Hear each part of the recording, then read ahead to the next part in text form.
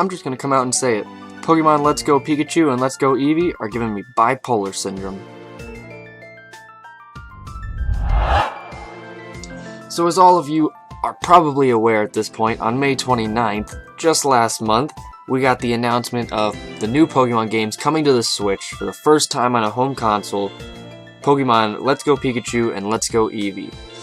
Now, when we got this announcement, it was pretty big. It was a big deal. There were a lot of people freaking out, excited, hyped up, myself included. If you haven't seen my reaction to the trailer, you can go check it out. I'll put a link to it in the description, but I was excited.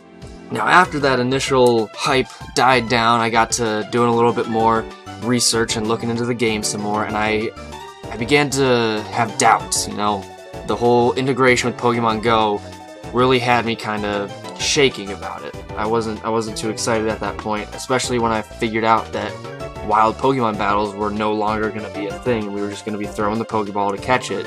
And I was questioning how XP would work, how progression in the game would work with Pokemon Go, things like that.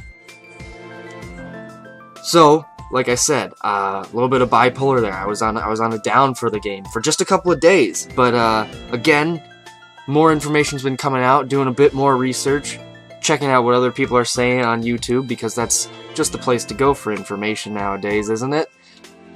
And once again, I think I'm back on the up and up. I am once again really excited for this game. So what I want to do in this video is kind of go through some of my concerns and talk about where I stand on those things and how I think they can be fixed and how they're going to be improved upon in the game once it comes out. So first thing we're going to start off with is, like I said, the wild Pokemon battles. That was a big thing for me when I first realized it. That just took away. Like, I was shocked. I was stunned. I was really hoping that they would keep that in, but obviously, as we can see, they're not going to, and that's going to be a big part that's missing. But doing some thinking, I realized we've had Pokemon games like this in the past. We had Pokemon Coliseum and XD Gala Darkness, which basically took away wild Pokemon battles. You know, you could place little some Pokeblocks or whatever in a specific spot, and you could attract wild Pokemon and battle it and catch it like that. But other than that, there was no running around in the tall grass and in the caves and running into wild Pokemon. And I love those games. XD Gala Darkness is one of my favorite games on the GameCube. I love that game. I think it's very well done. It's very battle heavy, obviously, because you don't have the wild Pokemon to grind with, but it still works. It's a formula that they came up with for Pokemon, and it works well. There's still ways to gain XP. And coming through with some more information, we now know that when you catch Pokemon, you will gain XP, right? So that's one of the ways that you're going to be able to level up, and I guess basically grind just by catching Pokemon day and night. Just grind out those Pidgeys, throwing those Pokeballs. Basically how they did it in Sun and Moon, where you would gain XP for everything, basically. Catching Pokemon, fighting trainers, wild Pokemon, all that stuff. But now this is going to be the main way of getting XP in the game, aside from the trainer battles. And I was also thinking, this is not Fire Red and Leaf Green, but a remake of Yellow, and then remade into Fire Red and Leaf Green. The Versus Seeker, that's still definitely got to be a thing in this game, and that way we can go through and we can rebattle trainers for more XP. You know, add a little bit to the grind there, get some more training for your Pokemon.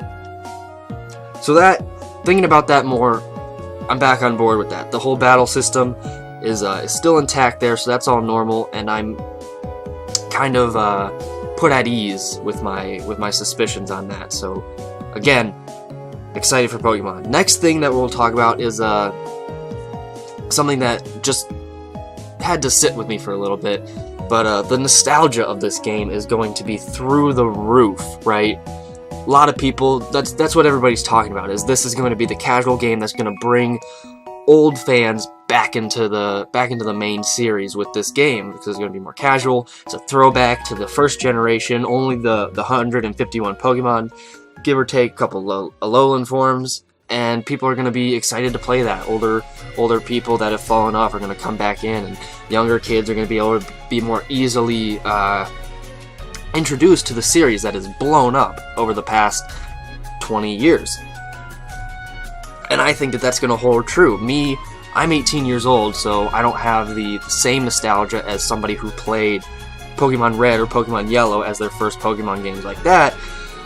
But my first Pokemon game was Fire Red for the Game Boy Advance, and I remember playing that game, and it was basically my first video game in general, and getting it, I believe I got it from Target one day, just randomly. My mom took me when I was in, maybe first grade or something, kindergarten, and it was so much fun playing that game. I have so many memories of beating the Elite Four and making it through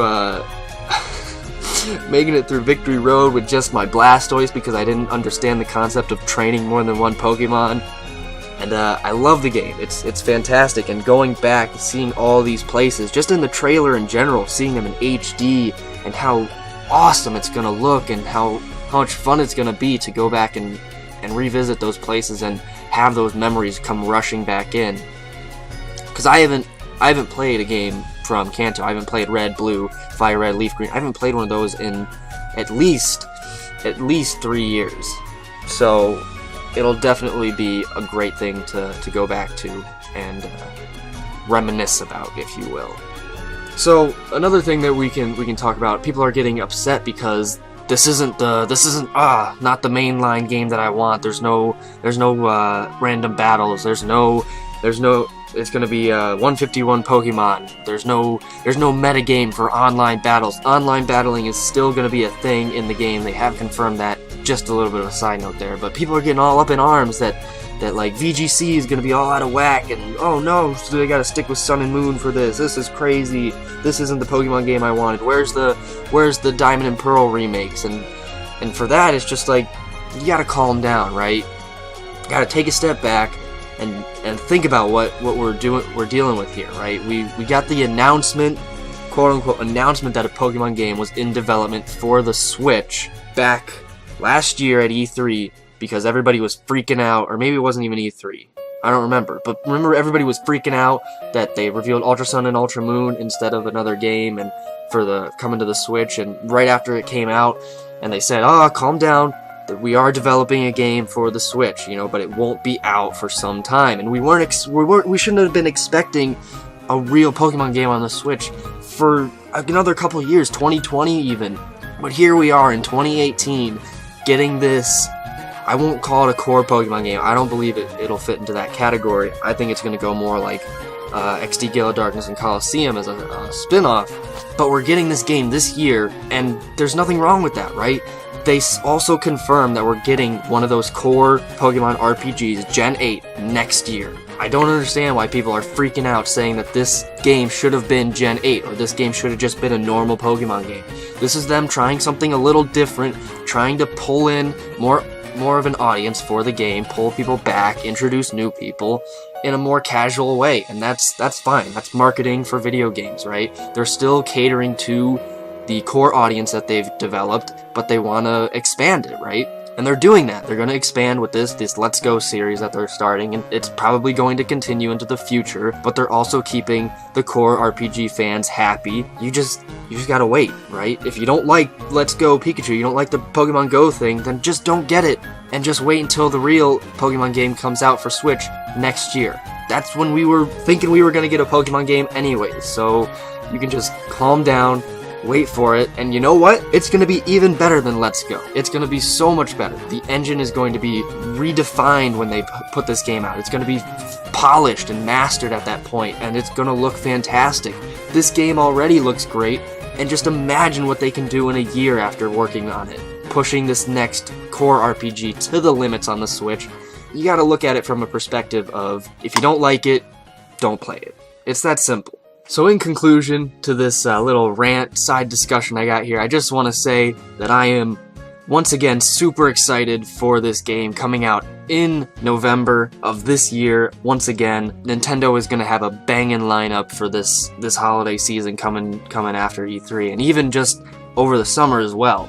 but this Pokemon game has got me really excited. Looking at it a little more, I'm back on board with it, and I just hope you guys are excited as I am. We're gonna have this fresh twist on a wonderful classic game that everybody knows and loves, and I just can't wait to play it. Thank you guys for watching, listening to me just kind of spew my thoughts at 1:08 in the morning right now, and I want to thank you for subscribing. We have gone up quite a bit, not quite a bit, but enough subscribers for me to be motivated to keep making these videos for you guys, and I hope you are enjoying. So I will see you in the next one.